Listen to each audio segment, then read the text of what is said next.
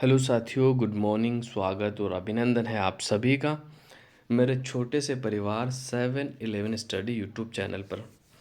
और आज हम जो चर्चा करने वाले हैं वन रक्षक भर्ती परीक्षा, जो कि 11 दिसंबर 2022 को मॉर्निंग शिफ्ट हुई थी 10 से 12, उस पेपर के बारे में।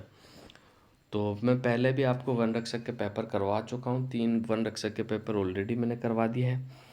और अगर आप अपनी तैयारी को मजबूत करना चाहते हो तो मैंने आरपीएससी के भी 40 पेपर करवा रखे हैं, उनका सॉल्यूशन आप देख सकते हो। इसके अलावा आरएसएसबी बोर्ड के भी मैंने 40 से 45 क्वेश्चन पेपर हल करवा चुके हैं, वो भी आप देख सकते हो। उन पेपर का रिवीजन करने से क्या होगा, एक तो आपको क्या आइडिया लगेगा कि वर्तमान में पेपर कैसा बन रहा है, किस टाइप से एग्जामिनर सवाल उठा रहा है। दूसरा ये आइडिया आपको हो जाएगा कि 50% जो क्वेश्चन होते हैं वो रिपीटेड होते हैं, आप देखना हर एग्ज़ाम के अंदर, और उसी क्वेश्चन के इर्द गिर्द से क्वेश्चन बनते हैं। तो आप मेरी प्लेलिस्ट देख सकते हो। तो ज़्यादा आपका टाइम ख़राब ना करते हैं, सीधे अपने टॉपिक पे चलते चलते हैं, पहले क्वेश्चन की ओर बढ़ते हैं। अगर आप नए हो तो हमारे चैनल को ज़रूर सब्सक्राइब कीजिएगा और कमेंट भी करें। तो चलो शुरू करते हैं। पहला क्वेश्चन, कावड़ बनाने के लिए कौन प्रसिद्ध है? तो पहला क्वेश्चन क्या आपका, कावड़ बनाने के लिए कौन प्रसिद्ध है? तो पहला क्वेश्चन का जो राइट आंसर हो जाएगा आपका ऑप्शन नंबर बी, बिल्कुल राइट आंसर हो जाएगा आपका। ठीक है, ऑप्शन नंबर बी, मांगीलाल मिश्र। ठीक है, कावड़ बनाने के लिए प्रसिद्ध है, ये आपको याद रखना है। ठीक है, मांगीलाल मिश्र जो है कावड़ बनाने के लिए प्रसिद्ध है। एक एक एक और है सुतार जी, वो भी कावड़ बनाने के लिए प्रसिद्ध है। ये 400 बरस पुरानी कला जो कि बस्सी गांव में इसको जीवित रखा गया और वह कावड़ बनाया जाता है आज भी। ठीक है, बस्सी गांव जो है कावड़ के लिए प्रसिद्ध है, ये आपको याद रखना है। अगले क्वेश्चन की ओर चलते हैं। अगला क्वेश्चन क्या है, भरतपुर प्रजामंडल कहाँ स्थापित किया गया? तो भरतपुर प्रजामंडल जो स्थापित किया गया था, कहाँ स्थापित किया गया था? बिल्कुल ऑप्शन नंबर डी, रेवाड़ी में किया गया था। कहाँ किया गया? रेवाड़ी, हरियाणा के अंदर किया गया था। ठीक है, ये आपको याद रखना है। और भरतपुर प्रजामंडल की जो स्थापना है 1938 में हुई थी। ठीक है, मार्च 1938 में हुई थी, और उसके बाद 1939 में इसे अवैध घोषित कर दिया गया। फिर भरतपुर प्रजा परिषद की स्थापना वापस की गई थी। और इसके जो अध्यक्ष है वो कौन है भाई, ये आपको याद रखना है। कौन? गोपीलाल किशन। गोपीलाल किशन जो कि इनके अध्यक्ष हैं। इसके अलावा इसके सदस्य मास्टर आदित्यनाथ हो जाएगा आपका, और घोरी मित्तल हो जाएगा। ठीक है, तो और इसके अलावा और मैं बात कर लूँ तो कौन सदस्य हो जाएंगे, एक सदस्य और थे जिनका नाम मुझे याद नहीं आ रहा। हम्म, देशराज ठाकुर का संबंध भी भरतपुर प्रजामंडल से था, अभी भी आपको याद रखना है।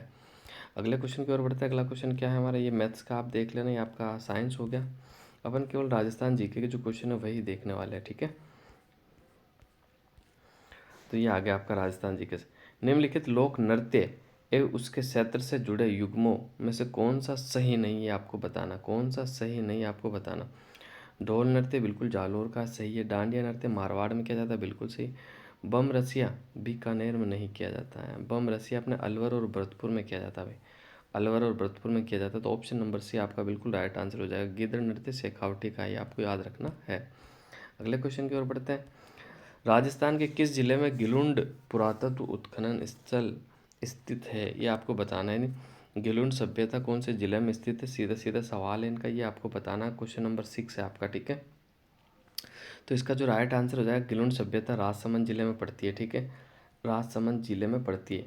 और एक है मोगिया मगरी। ठीक है, मोगिया मगरी का जो संबंध है, या मोडिया टीले का जो संबंध है, वो राजसमंद की गिलुंड सभ्यता से है, आपको याद रखना है। मोडिया मगरी। ठीक है, वापस से बता देता, एग्जाम में सीधा सीधा छपेगा मोडिया मगरी। मोड या मगरी टीले का जो संबंध है वो कौन सी सभ्यता से? तो गिलुंड सभ्यता से। गिलुंड सभ्यता का उत्खनन कार्य किसने करवाया था, खोज? तो 57-58 में बीबी लाल द्वारा करवाया गया था। ये भी वही बीबी लाल है जो अपने कालीबंगा में भी थे। ठीक है, कालीबंगा के उत्खनन कार्य में भी इन्होंने सहयोग दिया था, वही बीबी लाल ने किया था। ठीक है, इसके अलावा ये आहड़ का ही प्रसार है, ये गिलुंड सभ्यता जो आहड़ के प्रसार है बिल्कुल। और यहाँ पर लाल काले मृदभांड भी मिले हैं। ठीक है, और तांबे के औजार भी यहाँ से प्राप्त हुए हैं। अगले क्वेश्चन की ओर बढ़ते हैं। अगला क्वेश्चन क्या है, तो ये आपका मैथ्स का होगा, आप देख लेना। इसके अलावा ये आ जाता है अपन राजस्थान जी के। क्वेश्चन नंबर 8 आपका, सौर ऊर्जा उत्पादन में प्रथम स्थान पर स्थापित राजस्थान रूफ टॉप सौर संयंत्र किस स्थान पर है? कौन सा स्थान पर है आपको बताना है। तो इसका जो राइट आंसर हो जाएगा दूसरे स्थान पर। ठीक है, करंट का सवाल था तो ऑप्शन नंबर 2 आपका बिल्कुल राइट आंसर हो जाएगा। नवनेरा बांध का निर्माण का कार्य चल रहा है चंबल पर, माही पर, कालीसिंध पर, बनास पर। सबसे पहले बात तो मैं आपको बता देता हूँ, इसका जो सही आंसर हो जाएगा ऑप्शन नंबर सी, कालीसिंध पर चल रहा। नवनेरा बांध की जो लोकेशन है ना आपको याद रखनी, कोटा के दिगोद में बन रहा है। कहाँ बनता है भाई? कोटा के दिगोद में बन रहा है। टोटल खर्चा कितना है? 37.500 करोड़। ठीक है, ये आपको याद रखना। इसके अलावा मैं बात कर लेता हूँ, तो इसके अलावा जो है ना, ये जो नवनेरा बांध बन जाएगा तो उसके बाद 13 जिलों की जो पानी की प्यास बुझाई जाएगी। कौन कौन से 13 जिले? बात कर ले, अलवर, भरतपुर, धौलपुर, करौली, सोए माधोपुर, कोटा, बूंदी, बारा, झालावाड़, जयपुर, दौसा, अजमेर और टोंक। ये 13 जिलों से सप्लाई की जाएगी। याद रखना, ये 13 जिले एग्जाम में बन सकते हैं।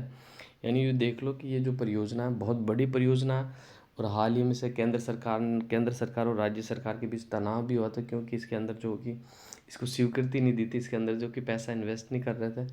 तो ये बनने के बाद जो पूर्वी राजस्थान के लगभग 13 जिले हैं ना, उनको बहुत बड़ा फ़ायदा होगा। और इस योजना से बढ़ने पर फिर देखो कृषि क्षेत्र में भी वृद्धि होगी और कई गाँवों के अंदर पानी पहुँचाया जाएगा, तो जाहिर सी बात है कि राजस्थान को बहुत बड़ा फ़ायदा होगा। अगले क्वेश्चन की ओर बढ़ते हैं। अगला क्वेश्चन देखते हैं। अगला क्वेश्चन क्या है? विश्व युवा दिवस पर राजस्थान सरकार ने किसे स्किल एम्बेसडर अवार्ड 2022 से सम्मानित किया है? तो कौन सा क्वेश्चन अपना? बिल्कुल ये क्वेश्चन नंबर 11 है। 11 का जो राइट आंसर, ये करंट वाला सवाल है, तो 11 का राइट आंसर हो जाएगा आपका option number D, Ashok Yadav को। किसको? अशोक यादव को सम्मानित किया। ठीक है, याद रखना आपको। अगले क्वेश्चन की ओर बढ़ते हैं। अगला क्वेश्चन क्या हमारा? तो इसमें थोड़ा मिक्स कर दिया। पहले वाले जो पेपर थे उसमें राजस्थान जी के अलग से थी, लेकिन इसमें मिक्स कर दिया गया। निम्न में से किस प्रसिद्धि के रचयिता अत्रि और महस है? अत्रि और महस है। तो इसका जो क्वेश्चन नंबर 12 का जो राइट आंसर हो जाएगा वो कीर्ति स्तंभ प्रशस्ति के। कीर्ति स्तंभ प्रशस्ति के इसका निर्माण जो करवाया था वो जीजा शाह ने करवाया था। किसने करवाया था? व्यापारी, जैन व्यापारी जीजा ने। ये भी आपको याद रखना है। नेक्स्ट क्वेश्चन देखते हैं। समवर्षा रेखा जो राजस्थान को लगभग दो समान भागों में विभाजित कर देती है, यानी वो समवर्षा जो राजस्थान को दो बराबर भागों में बांटती है, तो उसका जो सही आंसर हो जाएगा बिल्कुल 50 सेमी वर्षा रेखा। देखो एक बार मैं आपको बता देता हूँ, इसका उत्तर तो होगा 50 सेमी। जैसे ये राजस्थान हो गया आपका, ठीक है, ये राजस्थान हो गया, ये अरावली जा रही है राजस्थान। इस अरावली के ऊपर से जो समरेखा गुजरती है वो 50 सेंटीमीटर सीएम की गुजरती है। तो ये पूर्वी राजस्थान और पश्चिमी राजस्थान को अलग दो भागों में बांट देती है। ये आपको याद रखना है। अगले क्वेश्चन की ओर बढ़ते हैं। निम्न में से कौन सी परियोजना राजस्थान की शिक्षा के प्रोत्साहन से संबंधित नहीं है? ये आपको बताना है। ठीक है, तो बिल्कुल देखो, लोक जुम्बिश ये भी शिक्षा को प्रोत्साहन से, गुरु मित्र ये भी है, सरस्वती भी है, लेकिन जीवन धारा का संबंध शिक्षा से नहीं। ऑप्शन नंबर है आपका बिल्कुल राइट आंसर हो जाएगा। नेक्स्ट अगला क्वेश्चन देखते हैं अपन गाइस। अगले क्वेश्चन की ओर बढ़ते हैं। अगला क्वेश्चन क्या है? ये अगला क्वेश्चन आपके सामने है, बिल्कुल ये आ गया। ठीक है, ये कंप्यूटर का आप देख लेना। इसमें वैसे कंप्यूटर चिप में ज़्यादातर काम आने वाली धातु कौन सी होती है? तो आप सभी को पता है ज़्यादातर काम आने वाली धातु कौन सी होती है? 16 का बिल्कुल सिलिकॉन होती है। आप देख लेना, कंप्यूटर का एक सवाल आ गया था। सिरोही रियासत ने अंग्रेज़ों के साथ संधि किस वर्ष की थी? ये आपको बताना। तो देखो, सिरोही रियासत जो है ना, अंतिम ऐसी रियासत संधि करने वाली जो अंतिम रियासत थी ना, वो सिरोही थी। ठीक है, बिल्कुल ये सिरोही थी। और सिरोही जब अधीनस्थ संधि की थी तो वहाँ के जो शासक थे ना, वो शिव सिंह थे। आपको याद रखना कौन थे? शिव सिंह थे। ठीक है, ये भी आपको याद रखना। अगर 1857 की क्रांति की बात कर ले तो शासक शिव सिंह थे, और एकीकरण के समय जो सिरोही के शासक थे वो अभय सिंह थे। ये आपको याद रखना है। और लूम्बा जो कि सिरोही राज्य की स्थापना करी थी, चौहान लूम्बा शाखा की जो स्थापना करी थी वो लूम्बा ने करी थी। ठीक है, और सिरोही जो बसाया था वो सहसमल ने बनाया था। किसने बसाया था? सहसमल ने बसाया था। अगले क्वेश्चन की ओर बढ़ते हैं। भारतीय विमानपत्तन प्राधिकरण उड़ान प्रशिक्षण संगठन नीति के तहत डैश एक नई नीति उड़ान प्रशिक्षण अकादमी खोली जानी है। तो इसका जो राइट आंसर हो जाएगा अपना, बिल्कुल देखते हैं कौन सा क्वेश्चन है। अपना करंट का सवाल है। 18 का जो अपना राइट आंसर हो जाएगा बिल्कुल option number C, Kishangarh Ajmer के अंदर। कहाँ खोली जानी है? किशनगढ़ अजमेर के अंदर खोली जानी है। अगले क्वेश्चन की ओर बढ़ते हैं। अगला क्वेश्चन क्या है? तो ये अगला क्वेश्चन आपके सामने है, बिल्कुल ये आ गया। क्वेश्चन नंबर 19, निम्न में से बीकानेर की स्थापना दिवस कौन सा है? तो बीकानेर का जो स्थापना दिवस है वो कौन सी तिथि को है, ये आपको बताना है। तो 19 का जो राइट आंसर अक्षय तृतीया को, अक्षय तृतीया के दिन बीकानेर की स्थापना हुई थी। कब हुई थी भाई? बीकानेर नगर की स्थापना हुई थी अक्षय तृतीया को। आपको याद रखना, राव बीका ने करी थी 1888 में, करणी माता के आशीर्वाद से, ठीक है, करणी माता के आशीर्वाद से। दूसरा, अक्षय तृतीया जो आता है वो वैशाख शुक्ल तृतीया को आता है, याद रखना। यहाँ राजस्थान में अक्षय तृतीया यानी अभूत सावे होते हैं और बहुत सारे बाल विवाह यहाँ होते हैं, ये आपको याद रखना है। अगले क्वेश्चन की ओर बढ़ते हैं। अगला क्वेश्चन, कसुमल रंग का अर्थ होता है, कसुमल रंग का जो अर्थ होता है वो कौन सा होता था, आपको बताना। कसुमल जो रंग होता है वो लाल रंग को ही कसुमल रंग कहा जाता है। ऑप्शन नंबर है आपका बिल्कुल राइट आंसर हो जाएगा। सीताबाड़ी का मेला मुख्यतः जनजाति से संबंधित है। तो सीताबाड़ी का जो मेला कौन सी जनजाति से संबंधित है? तो सहरिया जनजाति से संबंधित है। कौन सा? सहरिया जनजाति से संबंधित है। सहरिया जनजाति का जो निवास स्थान है वो कौन सा है? किशनगंज तहसील बारा, ठीक है, शाहबाद किशनगंज तहसील बारा के अंदर है। और ये राजस्थान की तीसरी सबसे बड़ी कौन सी हो जाएगी? चौथी सबसे बड़ी हो जाएगी सहरिया, ठीक है। सबसे पहले मीणा, फिर भील, फिर ग्रासिया, फिर सहरिया हो जाएगी आपकी, ठीक है। और इनके जो मुखिया होते हैं वो सहलोद के नाम से जाने जाते हैं, ये भी आपको याद रखना है।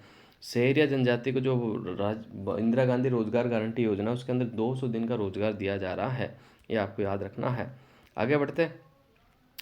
स्कूल पधारो जैसाणी लाडली योजना में देश आयु वर्ग की बालिकाओं को लक्षित किया है। तो 22वां क्वेश्चन अपना कौन सा क्वेश्चन है? 22वां। इसमें जो राइट आंसर हो जाएगा अपना 22 का ऑप्शन नंबर बी बिल्कुल राइट हो जाएगा, 10 से 18 बरस की लड़कियां, ठीक है।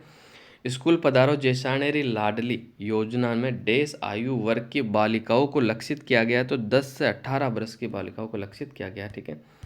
अगले क्वेश्चन की ओर बढ़ते हैं। अगला क्वेश्चन क्या है? ये अगला क्वेश्चन आपके सामने है बिल्कुल, ये आपका मैथ्स का हो गया, ये आपका साइंस का हो गया, ये नहीं, ये आपका साइंस का हो गया, ठीक है। आगे आ जाओ, आगे आ जाओ। राजस्थान जीके के क्वेश्चन, ये मैथ्स हो गया। फिर आपका ये 28, करसनमर्ग अभ्यारण्य कहाँ स्थित है?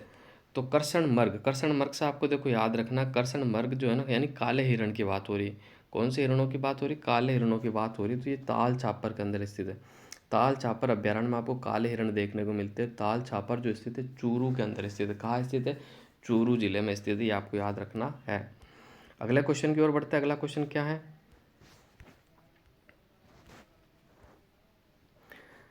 राजस्थान में बायोमास ऊर्जा उत्पादन है तो विशाल संभावना किस कारण से है, ये आपको बताना है। तो 29 का जो राइट आंसर हो जाएगा ऑप्शन नंबर डी, सूखी लकड़ियों और सरसों की लकड़ी और एक पशुधन। ऑप्शन नंबर डी आपका बिल्कुल राइट आंसर हो जाएगा। क्या क्वेश्चन था? राजस्थान में बायोमास ऊर्जा के उत्पादन है तो विशाल संभावनाएं किस कारण से है? तो ऑप्शन नंबर डी आपका बिल्कुल राइट आंसर हो जाएगा। अगले क्वेश्चन की ओर बढ़ते हैं। अगला क्वेश्चन क्या है? पशु गणना 2019 के अनुसार राजस्थान में सर्वाधिक भैंसों की संख्या वाला जिला है। तो राजस्थान में सर्वाधिक भैंसें कौन से जिले में पाई जाती है, आपको बताना। तो 30 का जो राइट आंसर हो जाएगा, सबसे ज़्यादा भैंसें जयपुर में है भाई, सबसे ज़्यादा भैंसें कहाँ है? जयपुर के अंदर है, ठीक है। और 2019 की जनगणना के अनुसार सर्वाधिक वृद्धि वाला जो भी पशु है वो भी ये जयपुर ही है। कितनी? 5.53, लगभग शायद 5.53% वृद्धि हुई थी भैंसों के अंदर, ये आपको याद रखना है। अगले क्वेश्चन की ओर बात कर लेते हैं। अगला क्वेश्चन क्या हमारा? तो अगले क्वेश्चन की ओर बढ़ते हैं अपन। ये अगला क्वेश्चन आपके सामने है बिल्कुल, ये आ गया। राजस्थान की दूसरी मीरा संत रानाबाई का जन्म कहाँ हुआ था? तो रानाबाई का जो जन्म हुआ था वो हरनावा नागौर के अंदर हुआ था। कहाँ हुआ था भाई? हरनावा नागौर के अंदर हुआ था, ठीक है। और इन्हें राजस्थान की दूसरी मीरा के नाम से भी जाना जाता है। और इनके जो गुरु का नाम था वो खोजी जी थी, ये भी आपको याद रखना है, ठीक है। नेक्स्ट अगले क्वेश्चन की ओर बढ़ते हैं। अगला क्वेश्चन क्या है अपना? ये आपका मैथ्स हो गया, ये आ गया। निम्न में से राजस्थान के कौन से भाग में थारपारकर गाय पाई जाती है, यानी थारपारकर गाय कौन से भाग में पाई जाती है, ये आपको बताना है, ठीक है। कौन से भाग में पाई जाती है? तो इसका जो राइट आंसर हो जाएगा क्वेश्चन नंबर 33 है अपना, 33 का जो सही आंसर हो जाएगा पश्चिमी भाग, ठीक है, पश्चिमी भाग में पाई जाती है, ठीक है। ये अपना राजस्थान हो गया। अरे राजस्थान के अंदर देखो, ये जैसलमेर, ये अपना जैसलमेर और बाड़मेर, हल्की सी बीकानेर के अंदर पाई जाती है। तो ये थार पारकर पाई जाती है। थार पारकर को मालानी के नाम से भी जाना जाता है, ठीक है। पहला क्वेश्चन बन चुका, तो आपको याद रखना है। पर्यटन स्थल जसवंतथड़ा कहाँ स्थित है, ये आपको बताना है। तो पर्यटन स्थल जसवंतथड़ा जो है वो जोधपुर में स्थित है, ठीक है। इसे राजस्थान यानी मारवाड़ का ताजमहल भी कहा जाता है, ठीक है, मारवाड़ का ताजमहल भी कहा जाता है। दूसरा, इसका निर्माण जो करवाया था 1899 ईस्वी में सरदार सिंह ने करवाया था। किसने करवाया था? सरदार सिंह ने करवाया था, अपने पिता जसवंत द्वितीय की याद में करवाया था, ठीक है। और ये सफ़ेद संगमरमर की एकमात्र इमारत है पूरे मारवाड़ में, इसे राजस्थान का ताजमहल भी कहा जाता है। और यहाँ जोधपुर के जो राठौड़ वंश के शासक थे उनकी छतरियाँ बनी हुई है, ये भी आपको याद रखना है। अगले क्वेश्चन की ओर बढ़ते हैं। अगला क्वेश्चन क्या है? अगला क्वेश्चन जो भी बिल्कुल आपके सामने है ये रहा। किस क्षेत्र में राजस्थानी चित्रकला का जन्म स्थान माना जाता है? तो राजस्थान की चित्रकला का जो जन्म स्थान है वो मेवाड़ माना जाता है, ठीक है। राजस्थान की चित्रकला का जन्म स्थान मेवाड़ माना जाता है। ऑप्शन नंबर सी आपका बिल्कुल राइट आंसर हो जाएगा। अगले क्वेश्चन की ओर बढ़ते हैं। अगला क्वेश्चन क्या है? शिक्षा का अधिकार अधिनियम के तहत राजस्थान में निजी स्कूलों में अध्ययनरत बालिकाएं अब निःशुल्क पढ़ सकेगी। 36 का 12वीं तक निःशुल्क पढ़ सकेगी। और वैसे भी अब बजट 2023-24 के अंदर आरटीए में ये कर दिया है कि 12वीं तक जो बच्चे हैं और जो लड़कियां हैं दोनों ही 12वीं तक फ्री पढ़ेंगे, ये भी आपको याद रखना है। राणा सागर बांध किस जिले में स्थित है? बहुत आसान क्वेश्चन है, ज़्यादा टफ नहीं है। आप बता सकते हो कि राणा सागर बांध जो है ना चित्तौड़गढ़ में स्थित है। कहाँ स्थित है? चित्तौड़गढ़ में स्थित है। आपका जो सही आंसर हो जाएगा ऑप्शन नंबर सी हो जाएगा बिल्कुल, ठीक है। परमाणु आधारित जो संयंत्र है राणा प्रताप सागर चित्तौड़गढ़ में स्थित है। यहाँ से देखो, जो चंबल नदी पे 4 बांध बने हुए हैं ना, उनका क्रम पूछा जाता है कि उत्तर से दक्षिण या मुहाने से उद्गम तक। चंबल नदी के उद्गम से मुहाने की तरफ आप क्रम से जमाइए। तो मैं आपको बता देता हूँ, जैसे थोड़ा स्पेस ले लेते हैं अपन, स्पेस लेके मैं अच्छे से आपको बता देता हूँ। जैसे ये हो गया, मान लो आप, ये अपनी चंबल नदी होगी, ये अपनी चंबल नदी हो गई, ठीक है। ये उद्गम स्थल है, ये मुहाना है। तो उद्गम से मुहाने की तरफ सेट करना, तो सबसे पहले जो आएगा गांधी सागर, गांधी सागर के बाद आएगा राणा सागर, राणा सागर के बाद आएगा अपना कौन सा, जवाहर सागर, जवाहर सागर के बाद आएगा कोटा बैराज। तो ये आपको ऐसे सेट करना है, ठीक है। बिल्कुल, ये 4 बांध हो गए आपके। और अगर कह दे कि मुहाने से फिर उद्गम की तरफ सेट करो, तो सबसे पहले कोटा बैराज, फिर जवाहर सागर, फिर राणा प्रताप, फिर गांधी सागर। एक बार गांधी सागर का सवाल बना था जिसमें ये पूछा गया था कि गांधी सागर की ऊंचाई बताइए। तो गांधी सागर की जो ऊंचाई थी ना वो 62 मीटर थी, ठीक है, आपको याद रखना। आरएसएस बोर्ड द्वारा पूछा गया सवाल था। इसके अलावा राजस्थान के सबसे ऊंचे बांध की मैं बात कर लूँ तो जाखम बांध है, उसकी जो ऊंचाई है 81 मीटर, आपको याद रखना। कितने मीटर? 81 मीटर, ये भी आपको याद रखना है।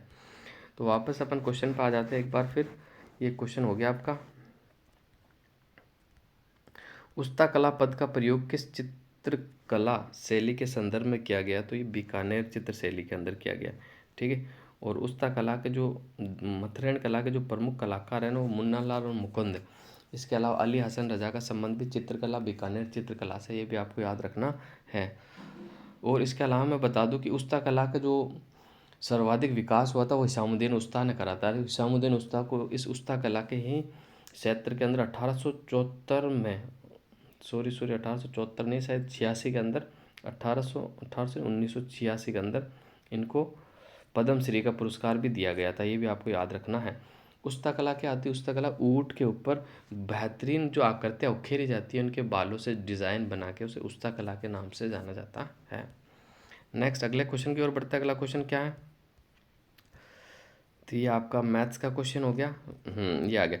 राजस्थान में पैरा एथलेटिक्स को बढ़ावा देने के लिए किन 2 शहरों में आवासीय पैरा स्पोर्ट्स अकादमी स्थापित की जाएगी? तो देखते 40 का जो अपना राइट आंसर हो जाएगा बिल्कुल, कौन सा राइट आंसर हो जाएगा? ऑप्शन नंबर है जोधपुर और जयपुर के अंदर। ये करंट का सवाल है आपका, जोधपुर और जयपुर बिल्कुल राइट आंसर हो जाएगा। 18 अप्रैल 1948 को संयुक्त राजस्थान का उद्घाटन किसने किया था? ठीक है, किसने किया था? 41वां क्वेश्चन आपका कि 18 अप्रैल 1948 को संयुक्त राजस्थान का उद्घाटन किसने किया था? तो 41 का जो अपना राइट आंसर हो जाएगा बिल्कुल जवाहरलाल नेहरू ने किया था, ठीक है। पिछले क्लास के अंदर मैंने बताया था आपको ट्रिक याद करने की, ये उद्घाटन बार बार पूछा जाता था, आप कैसे याद रखोगे? मैंने बताया था आपको, गाडगिल गाडगिल चाचा पटेल, गाडगिल गाडगिल चाचा पटेल, गाडगिल गाडगिल चाचा पटेल। पहला चरण, दूसरा चरण, तीसरा चरण और चौथा चरण। पहले चरण गाडगिल, दूसरे में गाडगिल, तीसरे में चाचा और चौथे में अपने पटेल, ठीक है। सरदार वल्लभ भाई पटेल हो गए। और जवाहरलाल नेहरू तीसरे चरण में जब उदयपुर का विलय हुआ था संयुक्त राजस्थान में, और दूसरे चरण में गाडगिल थे और पहले चरण में भी गाडगिल थे। तो ऐसा आप याद रख सकते हो। अगले क्वेश्चन की ओर बढ़ते हैं। अगला क्वेश्चन क्या है? तो ये आ गया आपका अगला क्वेश्चन, बहुत आसान क्वेश्चन है, 42 है। मोतीलाल तेजावत ने कहाँ से आदिवासियों की करबंदी आंदोलन आरंभ किया था? तो 42 का जो अपना राइट आंसर हो जाएगा ऑप्शन नंबर सी, बिल्कुल राइट आंसर हो जाएगा, जाडोल से। कहाँ से शुरुआत की थी? जाडोल से। ठीक है, जाडोल से मोतीलाल तेजावत ने आदिवासियों के लिए आंदोलन आरंभ किया था। इसे और आदिवासियों का जो मसीहा कहा जाता है वो भी मोतीलाल तेजावत को ही कहा जाता है। मेवाड़ पुकार का संबंध और 21 मांग पत्र सूत्री का जो संबंध वो भी मोतीलाल तेजावत से है। एक ही आंदोलन का संबंध जो कि 1921 में हुआ था वो भी, इनका संबंध भी मोतीलाल तेजावत से ही है, ये भी आपको याद रखना है। अगले क्वेश्चन की ओर बढ़ते हैं। ठीक है, 43, सुंदर तृतीय कांति जोशी पुरस्कार 3 अप्रैल 2022 को सोनल कलाल और अनाया गर्ग को दिए गए। ये पुरस्कार किस खेल के लिए स्थापित किए गए? बहुत अच्छा सवाल है। तो 43 का जो राइट आंसर हो जाएगा ऑप्शन नंबर बी, क्रिकेट के लिए। ठीक है, ऑप्शन बी आपका बिल्कुल राइट आंसर हो जाएगा। अगले क्वेश्चन की ओर बढ़ते हैं। डेगाना की खाने राजस्थान में किस जिले में स्थित है? बहुत आसान सवाल पूछ लिया, ज़्यादा टफ नहीं है। तो डेगाना की खाने पड़ती है नागौर में। ठीक है, बस बताना ये कि अभी खाने क्यों फेमस है? तो ये टंगस्टन के लिए फेमस है, आपको याद रखना। ठीक है, डेगाना की खाने जो कि टंगस्टन के लिए फेमस है, नागौर में स्थित है, बिल्कुल आप इसे याद रखना है आपको। और नाथरा की पहाड़ का, नाथरा की पहाड़ आपके उदयपुर के अंदर है, ये लोहा इसके लिए प्रसिद्ध है, ये भी आपको याद रखना है। प्राकृतिक वर्ण का सिद्धांत किसने दिया था? तो 45 का अपन देखते, 45 प्राकृतिक वर्ण का जो सिद्धांत है किसने दिया था? बिल्कुल ऑप्शन नंबर डी, डार्विन ने दिया था। प्राकृतिक वर्ण का जो सिद्धांत है वो डार्विन ने दिया था। किसने दिया? भाई डार्विन ने दिया था, बिल्कुल ऑप्शन नंबर डी आपका बिल्कुल सही आंसर हो जाएगा। अगले क्वेश्चन की ओर बढ़ते हैं। अगला क्वेश्चन क्या है? तो ये अगला क्वेश्चन आपके सामने 46 की मैं बात कर लेता हूँ। निम्न में से कौन सी नदी बारां जिले में प्रवाहित नहीं होती है? बहुत अच्छा सवाल है, बहुत अच्छा सवाल है। आपको बताना कि कौन सी नदी बारां जिले में प्रवाहित नहीं होती। कुराल, कुन्नू, पार्वती और परवन। देखो, कुन्नू भी प्रवाहित होती है, परवन भी होती है और पार्वती भी होती है। ये भी बारां जिले में बहती है, ये भी बारां जिले में बहती है, ये भी बारां जिले में बहती है, लेकिन कुराल का संबंध जो है ना वो बारां से नहीं है, आपको याद रखना। ऑप्शन नंबर ए आपका बिल्कुल सही आंसर हो जाएगा। कुराल नदी का संबंध बारां जिले से नहीं है। कुन्नू, पार्वती और परवन ये बारां जिले में बहती है। अगले क्वेश्चन की ओर बढ़ते हैं। निम्न में से कौन सा आभूषण गले में पहना नहीं जाता, ये आपको बताना है। ठीक है, देखो, तुलसी बिल्कुल गले में पहना जाता, सरी गले में पहना जाता, तिमणिया गले में पहना जाता, रखड़ी जो है ना ये गले में नहीं पहना जाता। रखड़ी तो सिर पे पहना जाता है। रखड़ी का पहना जाता है? बोरला और रखड़ी और टीका ये सिर के अंदर पहना जाता है, आपको याद रखना। ठीक है, और बुल्लाक ये नाक में पहना जाता है। ठीक है, और वल्या, वल्या का जो सवाल बनता है वो हाथ में पहना जाता है। दामनी सिर पे ओढ़ने की ओढ़नी होती है। दामना हाथ का आभूषण होता है, दामना हाथ का आभूषण होता है, ये भी आप। कणकती और कंदोरा ये कमर में पहना जाता है। कणकती और कंदोरा कहाँ पहना जाता है? कमर में पहना जाता है। ठीक है, और इसके अलावा मैं बात कर लेता हूँ तो मुर्गिया ये भी कान में पहनी जाती है। मुर्गिया कहाँ पहनी जाती है? कान के अंदर पहनी जाती है, आपको याद रखना है। खुगाली गले में पहनी जाती है। हंसली गले में पहनी जाती है। ठीक है, पीपल पत्रा और अंगूठिया ये कान में पहना जाता है, आपको याद रखना है। अगले क्वेश्चन की ओर बढ़ते हैं अपन। फैदम मापने की इकाई है। तो फैदम जो मापने की इकाई है भी साइंस का सवाल है, लेकिन फिर भी अपन देख ही लेते हैं। 48वां ये अपना साइंस का सवाल हो जाएगा। 48 का जो सही आंसर हो जाएगा बिल्कुल ऑप्शन नंबर है, जल की गहराई को नापते हैं इसमें। ठीक है, ये फिर आपका साइंस मैथ्स आ गया। आगे आ जाओ। हम्म बालातल सभ्यता का उत्खनन का निर्देशन हुआ था, किसके निर्देशन में हुआ था? ठीक है, क्वेश्चन नंबर 50 आपका बहुत अच्छा सवाल है। बालातल का जो उत्खनन कार्य किया था वो किसने किया था, किसके निर्देशन में हुआ था? वीएन मिश्र के निर्देशन में हुआ था, आपको याद रखना। बालातल सभ्यता का जो उत्खनन किया था वो वीएन मिश्र ने किया था। ठीक है, और बागोर सभ्यता भीलवाड़ा इसका भी उत्खनन वीएन मिश्र के द्वारा किया गया था। ठीक है, और बीबी लाल ये कालीबंगा के उत्खनन करता थे। आर.सी. अग्रवाल का जो संबंध है, ठीक है, वो आहड़ सभ्यता से, आपको याद रखना है। कौन सी सभ्यता से? आहड़ सभ्यता से। अमलानंद घोष का जो संबंध है कालीबंगा सभ्यता से, आपको याद रखना है। बालातल सभ्यता के अंदर जो कि 11 कमरों का एक विशाल भवन भी मिला, ये भी आपको याद रखना, ये सवाल एग्जाम में बना हुआ है। ठीक है, रणथंभौर के चौहान राजवंश का संस्थापक कौन था? भाई रणथंभौर के चौहान वंश का जो संस्थापक था ना वो कौन था? तो इसका जो राइट आंसर हो जाएगा अपना बिल्कुल, ये 51वां सवाल है अपना, इसका जो गोविंद राज था। भाई कौन था? गोविंद राज। अब ये में गोविंद राज जो थे ना ये पृथ्वीराज थर्ड का पुत्र था। पृथ्वीराज थर्ड जो 1192 के अंदर जब पृथ्वीराज थर्ड को मोहम्मद गोरी ने हरा दिया था, तब गोविंद राज या अजमेर से जाके रणथंभौर में अपनी शाखा की स्थापना की थी। ठीक है, तो ऑप्शन नंबर सी आपका राइट आंसर हो जाएगा। राजस्थान के किस क्षेत्र में पंडारी मोदक प्रसिद्ध है? ये देखो, ये सवाल पहले भी बना और अब भी बन गया। यानी पंसारी के जो मोदक है, लड्डू की बात कर रहा है ये, जो मंदिर में चढ़ाए जाते हैं, समझ गए आप? पंसारी के मोदक यानी लड्डू है, इसने छापने में थोड़ी गड़बड़ कर दी। वैसे इंग्लिश में क्या लिखा हुआ, इंग्लिश में देख लेते हैं। पंधारी है, वैसे पंसारी के मोदक होते हैं, ठीक है। ये पहले भी सवाल बनाया था आरएसएस बोर्ड ने, पता है, एक एग्जाम में बनाया था। तो इसलिए मैं कहता हूँ कि क्वेश्चन रिपीट होते हैं। आप ज़रूर जुड़े हमसे, आपको ज़रूर फ़ायदा होगा, आपका सिलेक्शन होगा। मैं उम्मीद करता हूँ कि जितने भी साथी मुझसे जुड़े हुए हैं उन सभी का सिलेक्शन इसी साल हो जाए। चुनाव से पहले पहले जो भी वैकेंसी आ रही है उनमें आप सभी का सिलेक्शन हो जाए। और मैं पहले से आपको बता देता हूँ कि आपका सिलेक्शन होगा।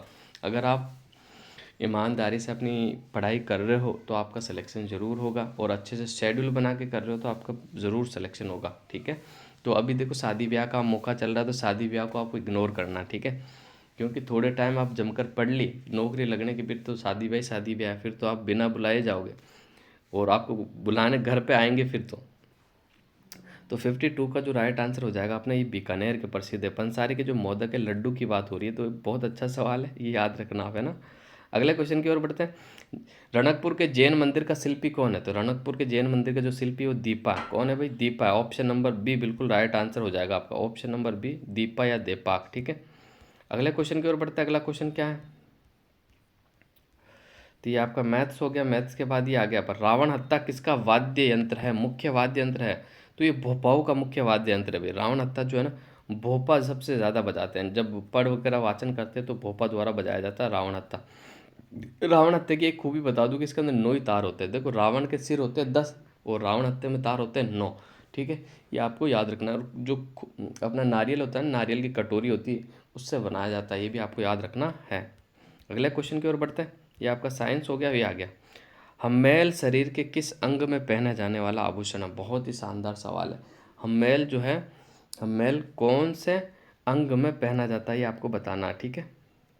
57वां क्वेश्चन अपना, कौन सा क्वेश्चन है? 57 का। तो हम्मेल जो पहना जाता है ना, वो गले के अंदर पहना जाता है। देखो, बहुत अच्छा सवाल है, ठीक है। तो एक सवाल मैं आपसे पूछ लेता हूँ, देखते कौन मेरी पूरी क्लास को अच्छे से देख रहा है। तो एक तो देखो, आरएस में बना था, आरएस प्री का एग्ज़ाम जो मैंने दिया था, तो उसमें आया था कि टोटी आभूषण कहाँ पहना जाता है, आपको बताना, ठीक है। एक तो आपको बताना कि टोटी आभूषण कहाँ पहना जाता है, ठीक है। दूसरा आपको बताना नौगरी आभूषण कहाँ पहना जाता है। टोटी और नौगरी दोनों एग्जाम में बने हुए सवाल है।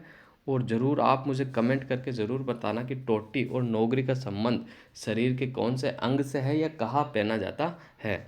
अगले सवाल की ओर बढ़ते हैं। अगला सवाल क्या है? तो अगला सवाल आपके सामने है, बिल्कुल देखते, ये आ गया अपना, ये मैथ्स आ गया। मैथ्स के बाद ये आ गया काजरी। काजरी सिचुएटेड है, यानी काजरी कहाँ स्थित है? तो बहुत आसान सवाल है। काजरी अपना जोधपुर में स्थित है। काजरी की स्थापना कब हुई थी, ये इंपॉर्टेंट है, ठीक है। 1959 में हुई थी भैया, आपको याद रखना। कहाँ है? 1959 में काजरी की स्थापना हुई थी। इसके बाद सेंट्रल, इसका पूरा नाम भी बता देता हूँ, central arid zone research institute होता है। कभी कभी इसका पूरा नाम भी पूछ लेता, तो आपको याद रखना, ठीक है। एक जैसे 9 महल किस किले में बने हुए हैं? एक जैसे 9 महल किस किले में बने हुए, ये आपको बताना है। क्वेश्चन नंबर 60 का जो राइट आंसर है, नाहरगढ़ के किले में बना हुआ। कौन से किले में बना हुआ? नाहरगढ़ के किले में बना हुआ, ठीक है। अब मैं बता देता हूँ, जैसे नाहरगढ़ की ऊंचाई कितनी है। देखो कितना अच्छा सवाल है। नाहरगढ़ की ऊंचाई कितनी, तो आपको याद रखना 599। कितनी है नाहरगढ़ की ऊंचाई? कितनी? 599। और इसके अलावा मैं बता देता हूँ, ये 9 एक जैसे महल जो अपनी रानियों के लिए बनाए थे, कौन से शासक ने बनाए थे, तो पता आपको? तो ये बनाए थे माधो सिंह ने बनवाए थे। जयपुर के कच्छावा शासक माधो सिंह ने बनवाए थे, ठीक है। चलो आज इस चोटियों की थोड़ी बात कर ही लेते हैं अपन, है ना। मैं आज चोटियाँ बता देता हूँ आपकी, चोटियों की ऊंचाई के बारे में, ठीक है। राजस्थान की सबसे ऊंची चोटी है गुरु शिखर। कौन सी है? गुरु शिखर। गुरु शिखर की ऊंचाई कितनी है? 1722 है, ठीक है। कुछ किताब वाले 1727 मानते हैं, लेकिन ऑथेंटिक 1722 ही, एग्जाम में 1722 ही पूछी जाती है। उसके बाद दूसरी सबसे बड़ी चोटी आती है शेर। शेर की ऊंचाई जो है कितनी है? 1597, आपको याद रखना, ठीक है। उसके बाद आती है देलवाड़ा। देलवाड़ा, देलवाड़ा की जो ऊंचाई है कितनी है? 1442। 1442। अब ये तीनों चोटियाँ आपकी सिरोही में स्थित है। टॉप जो कि राजस्थान की 3 सबसे बड़ी चोटियाँ तीनों ही सिरोही में स्थित है। चौथी चोटी की मैं बात कर लेता हूँ। चौथी चोटी जो है अपनी जरगा है। कौन सी है? जरगा।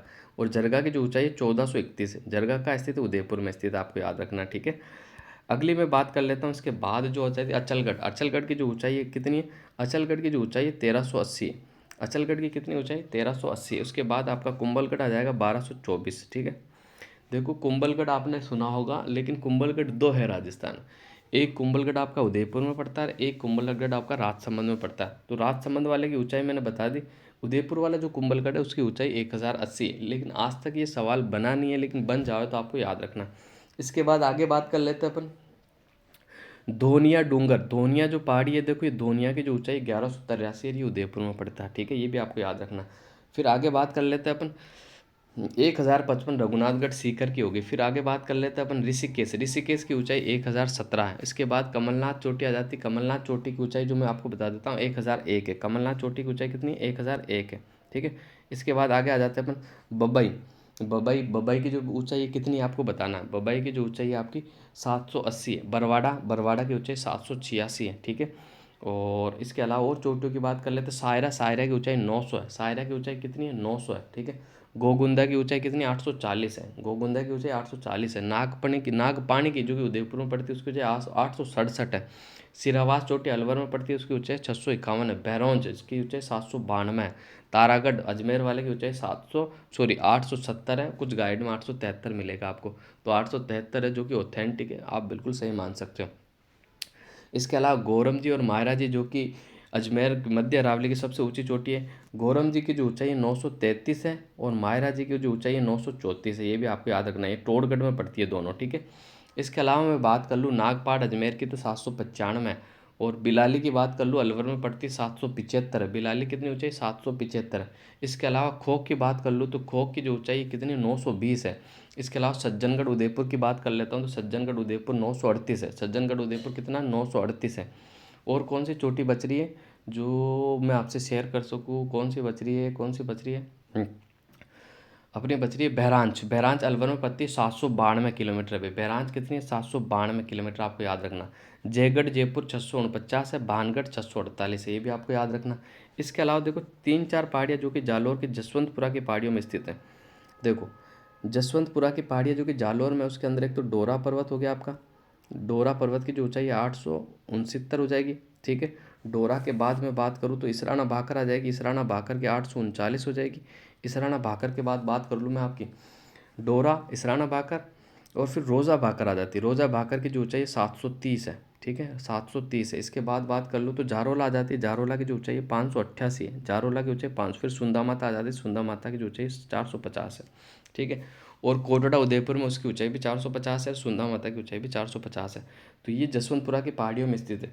जसवंतपुरा की पहाड़ियों से एक नदी का उद्गम स्थल भी है, अगर आप बता सकते हो तो, लेकिन बहुत टफ है, मैं ये बता देता हूँ। सागी नदी का जो उद्गम स्थल है ना, वो आपका जसवंतपुरा की पहाड़ी में, बाद में जाके लूनी नदी में मिल जाती है सागी नदी, ठीक है। लूनी वाली जो सागी नदी है उसका उद्गम स्थल कहाँ है? जसवंतपुरा की पहाड़ी में, ठीक है। तो ये जो पहाड़ी है ना, ये पहाड़ी आप याद रखना, अक्सर एग्जाम में पूछी जाती है। बहुत सारी मैंने पहाड़ियाँ बता दी आपको। ऋषभदेव की जो पहाड़ी है वो 400 मीटर ऊंची उदयपुर में पड़ती है, ठीक है। इसके अलावा कोई पहाड़ी बची हो जिसकी ऊंचाई आपको जानना हो तो आप कमेंट ज़रूर करना। जहाँ तक मुझे याद है, मेरी मेमोरी है, जब मैंने सारी आपको बता दी है। तो वापस अपने क्वेश्चन पे आ जाते हैं जल्दी से अपन। ये लो अपने क्वेश्चन पे आ गए। ये हो गया था अपना, ये मैथ्स आ गया। मैथ्स के बाद आगे चलते हैं, अगले क्वेश्चन की ओर बढ़ते हैं। अगला क्वेश्चन क्या है? ये आपका साइंस हो गया, ये आपका साइंस हो गया, ये आपका साइंस हो गया, ये भी आपका साइंस हो गया।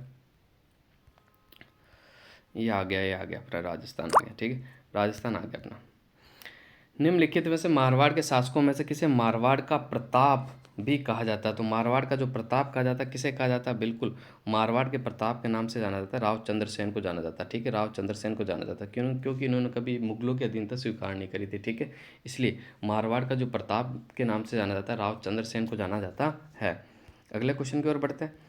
उदयपुर में राजस्थान महिला परिषद के संस्थापक कौन थी? ये सवाल पहले भी एग्जाम में बना और अब भी बना, ठीक है। तो उदयपुर के अंदर जो महिला परिषद की जो संस्थापक थी ना, वो बिल्कुल शांता त्रिवेदी थी। कौन थी भाई? शांता त्रिवेदी थी, ठीक है। ऑप्शन नंबर डी बिल्कुल सही आंसर माना है, ठीक है। और ये आंसर की के अनुसार बता रहा हूँ, आप कंफ्यूज मत हो ना। शांति त्रिवेदी जो कि राजस्थान महिला परिषद की संस्थापक थी उदयपुर में। अगले क्वेश्चन की ओर बढ़ जाता है अपन। अगला क्वेश्चन क्या है हमारा? तो ये आ गया। तारकसी का संबंध है, तो तारकसी के जो जेवर बनाए जाते हैं वो नाथ द्वारा राज संबंध में बनाए जाते हैं। ऑप्शन नंबर ए आपका बिल्कुल सही आंसर हो जाएगा। अगले क्वेश्चन की ओर पढ़ते हैं। राजस्थान निक्षय पोषण योजना का जो संबंध है वो किससे है? तो राजस्थान निक्षय पोषण का जो संबंध है वो टीबी के मरीजों से है। ऑप्शन नंबर ए आपका बिल्कुल राइट आंसर हो जाएगा। अगले क्वेश्चन की ओर बढ़ते हैं। अगला क्वेश्चन क्या है? भड़ला सोलर पार्क स्थित है। तो भड़ला सोलर पार्क जो कि जोधपुर में स्थित है। कहाँ स्थित है? जोधपुर में। सबसे बड़ा सोलर पार्क राजस्थान का जो कि भड़ला में स्थित है। 4 चरणों में ये कंप्लीट हुआ है और बहुत अच्छा, मतलब बहुत अच्छा, सबसे ज़्यादा ऊर्जा सौर ऊर्जा उत्पन्न करने वाला है, ये जोधपुर के अंदर स्थित है, ये आपको याद रखना है।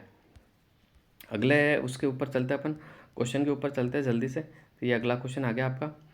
मारवाड़ राज्य में किस प्रकार के सामंतों को रेख हुक्मनामा चाकरी से 3 पीढ़ियों के लिए मुक्त किया जाता था? बहुत अच्छा सवाल है, RS लेवल का सवाल। इस सवाल को आप नोट्स में ज़रूर ऐड करना, ठीक है। तो किस प्रकार का रेक होता था?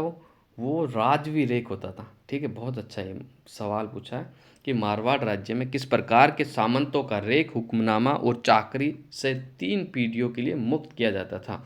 तो राजवी आपका बिल्कुल राइट आंसर हो जाएगा। अगला देखते हैं। राजस्थान में शीतकालीन वर्षा उन चक्रवातों का परिणाम स्वरूप होती है जो देश से उत्पन्न होते हैं। तो वो भूमध्य सागर से उत्पन्न होते हैं, जैसे पश्चिम विक्षोभ के नाम से। और राजस्थान में जो वर्षा होती है वो मावट कहलाती है, जिसे गोल्डन ड्रॉप्स कहा जाता है, और गेहूं की खेती के लिए बहुत लाभदायक होती है। अगले क्वेश्चन की ओर चलते हैं।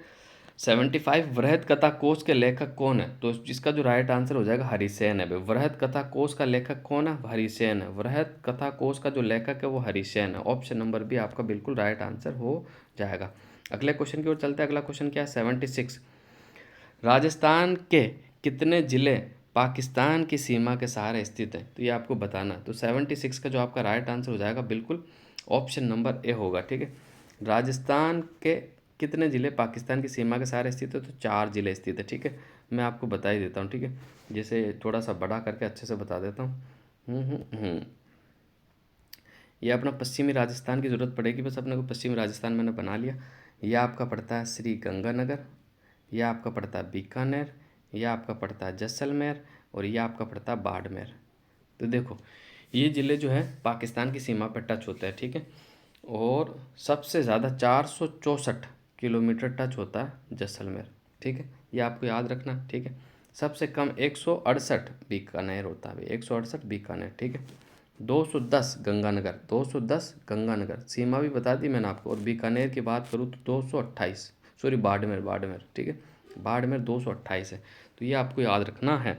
वो क्रम से भी पूछ सकता है कि उत्तर से दक्षिण में टच होने वाले जिलों का नाम बताइए। तो उत्तर से दक्षिण गंगानगर, बीकानेर, जैसलमेर, बाड़मेर। दक्षिण से उत्तर पूछे तो बाड़मेर, जैसलमेर, बीकानेर और गंगानगर आपका हो जाएगा, ठीक है। तो ये आपको याद रखना है, ठीक है। तो वापस अपने क्वेश्चन पर आ जाते हैं अपन।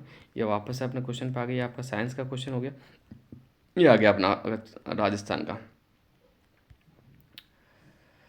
भैंसरोडगढ़ से बिजोलिया के बीच स्थित पठारी प्रदेश कहलाता है। तो क्या कहलाता है? वो ऊपरमाल कहलाता है। क्या कहलाता है? ऊपरमाल कहलाता है, ठीक है।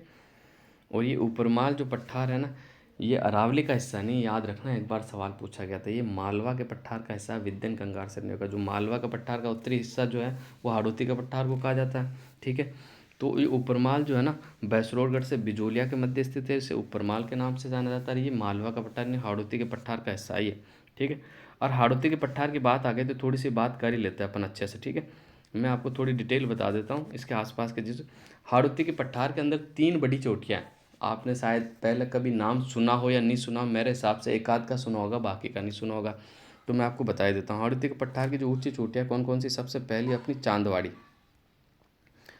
चांदवाड़ी। दूसरी आपकी हो जाएगी सत्तुर, सत्तुर। और तीसरी जो हो जाएगी आपकी कस्बा थाना, कस्बा थाना। इस चोटी का नाम तो मैं आपको कह सकता हूँ कि आपने पहले कभी नहीं सुना होगा, ठीक है, कस्बा थाना। और सुना है तो आप कमेंट करके ज़रूर कहना कि भाई हमने कस्बा थाना के बारे में पहले सुन रखा है। तो ये इनकी ऊंचाई के बारे में अपन चर्चा करने वाले। चांदवाड़ी की जो ऊंचाई है 517 मीटर है, बिल्कुल याद रखना। सत्तूर की 353 मीटर ऊंची है, ठीक है। और कस्बा थाना जो है 450 मीटर ऊंची है, ठीक है, जो कि शाहबाद 12 के अंदर पड़ती है। सत्तूर आपकी बूंदी में पड़ती है, चांदवाड़ी आपकी कोटा में पड़ती है, मुकुंदरा की पहाड़ियों के अंदर।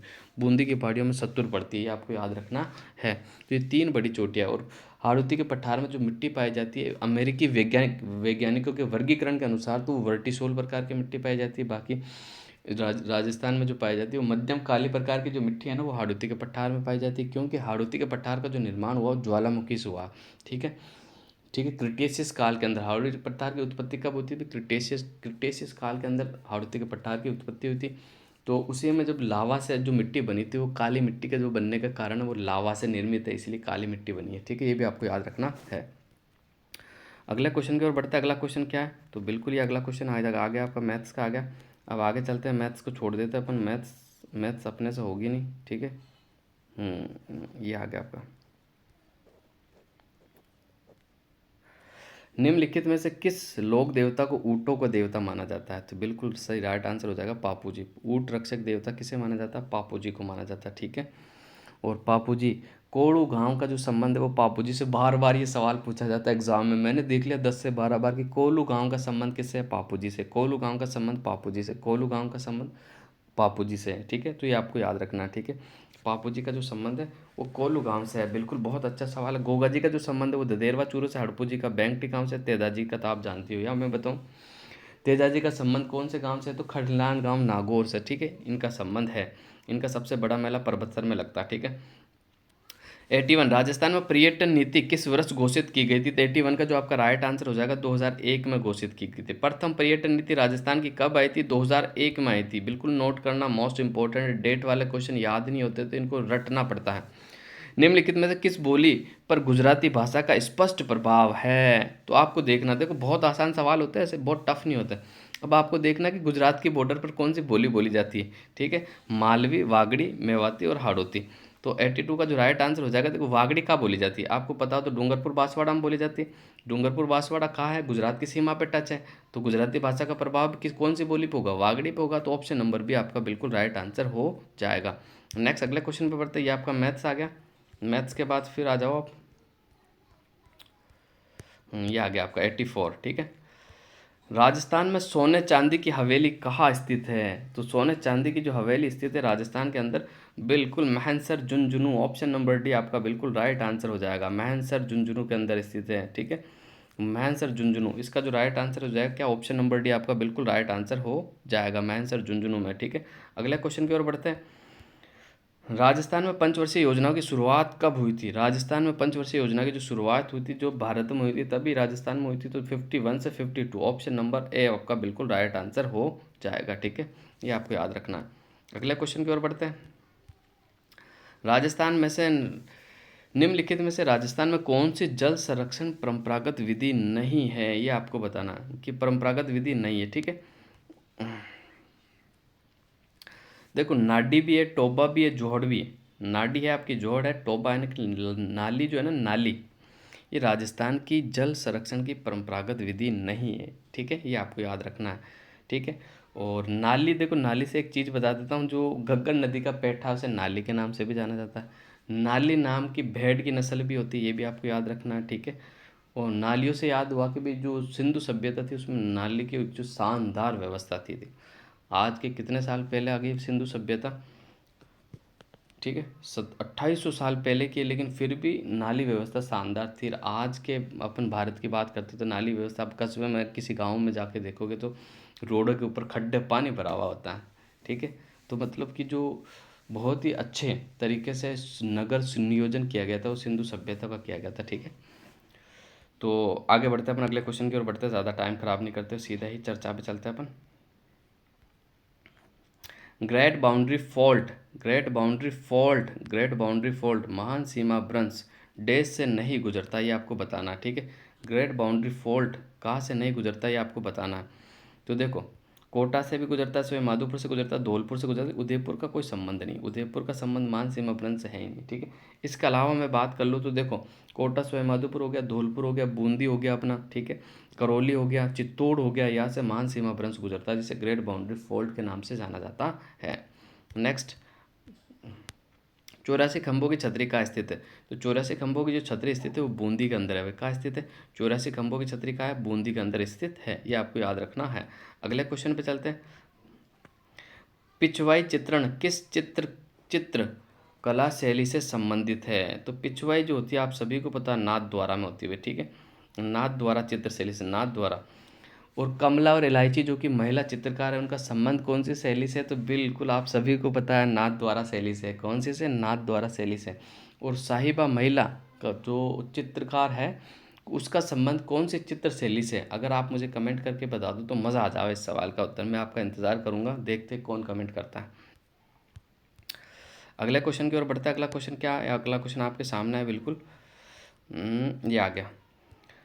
मारवाड़ के राठौड़ राजवंश का संस्थापक कौन था? तो 90 का जो सही आंसर हो जाएगा ऑप्शन नंबर 1 राव सिया था। फिर मारवाड़ के राठौड़ राजवंश का जो संस्थापक था राव सिया था। ठीक है, अगले क्वेश्चन की ओर बढ़ते हैं।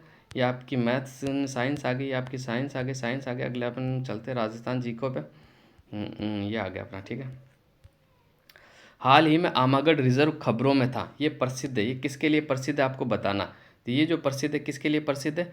बिल्कुल बिल्कुल बिल्कुल 93 का जो राइट आंसर हो जाएगा लेपर्ड सवारी के लिए। लेपर्ड सवारी के लिए, ठीक है, आपको याद रखना। आमागढ़ किसके लिए प्रसिद्ध है? राजस्थान की प्रथम लेपर्ड सवारी आमागढ़ के अंदर है। ठीक है, राजस्थान में प्रथम लेपर्ड सवारी आमागढ़ के अंदर, ये भी आपको याद रखना है। ठीक है, अगले क्वेश्चन की ओर चलते हैं। निम्नलिखित में से कौन सी भेड़ की नस्ल नहीं है? राठी, चोकला, नाली, पुंगल। तो चोकला भी है, नाली भी है, पुंगल भी है। राठी, देखो राठी ये गाय की नस्ल है। राठी गाय की नस्ल है। ठीक है, राठी जो है ये गाय की नस्ल, आपको याद रखना है। अगले क्वेश्चन की ओर बढ़ते हैं अपन। अगला अगला क्वेश्चन क्या अपना? ये फिर आपका करंट का आ गया। 19 से 20 अगस्त 2022 में डीजी फेस्ट आयोजित किया गया था। तो डीजी फेस्ट कहाँ आयोजित किया था ये आपको बताना है। ठीक है, तो 95 का जो अपना राइट आंसर हो जाएगा ऑप्शन नंबर सी जयपुर के अंदर। कहाँ? जयपुर के अंदर। ऑप्शन नंबर सी आपका बिल्कुल राइट आंसर हो जाएगा। अगले क्वेश्चन की ओर बढ़ते हैं। अगला क्वेश्चन क्या है? तो अगला क्वेश्चन आपके सामने है ये। ठीक है, राजस्थान की क्रांति का प्रारंभ 28 मई 1857 को नसीराबाद छावनी में किस सैनिकों द्वारा हुआ था? ये आपको बताना है।